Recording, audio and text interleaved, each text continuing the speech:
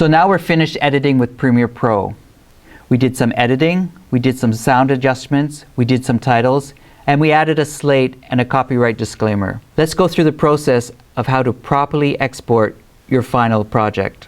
In the PDF for output instructions, you'll find on the second page the steps that you want to go through to properly export and save your final project. First thing you want to do is you want to make sure your levels, your audio levels, are not too high and not too low. The overall level should be about 9 decibels on the audio meters. Let's take a look at that. When I play my final project, I'm looking over here, which is my audio levels. Between the 12 and the 6, you will find -9.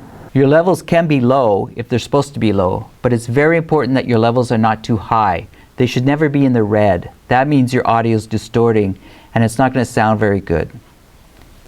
My levels are actually quite good. If you find your levels are too high or too low, you can adjust them using those little points and the volume line. That's the easiest way. Next thing that you want to do is you want to make sure that you're only exporting what you want on the timeline. A very good thing to do is to actually put an in point at the beginning of your video and an out point at the end of the video. To do that, go to the beginning of your video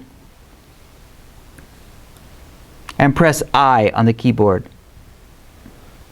Then go to the end of your video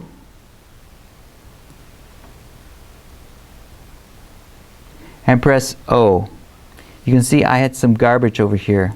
So now the program will only export a 1 minute and 22 frame video. Then just before you do export the video, double check the PDF to make sure that your settings are going to be correct. Now that I've isolated my project on the timeline, now I can export this media.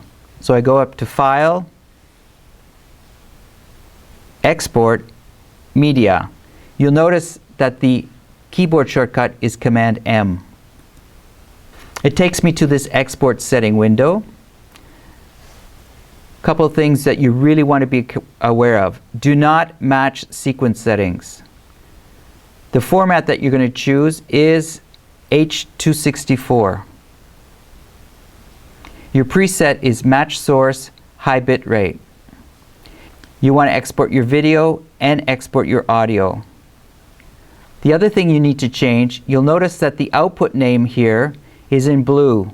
It's kind of like a link. What you want to do is click on that name and then make sure you're saving it in the folder that you want.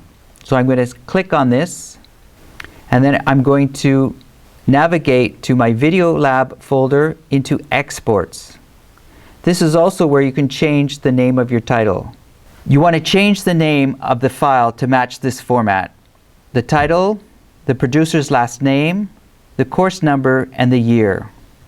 So I'm going to change it to statue _ smart _ comms 123 _ 2020.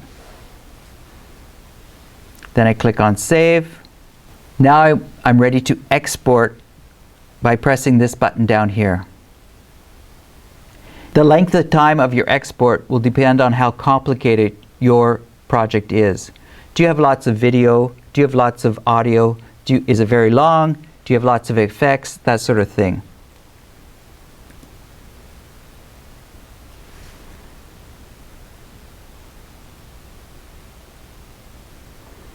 So think of exporting kind of like printing. What you'll notice is once I've exported my video, I come back to my project and nothing has really changed. When you're using a word processing program, when you print, what you're doing is you're converting your project into another media format. For example, onto paper or like a PDF. Same thing with Premiere Pro. When I export from my project, I'm exporting into a different media format. And what I'm basically doing is mixing together all this editing and audio video manipulation that I did in my project. I can still come back to my project and continue doing editing and re-export a different version if I want.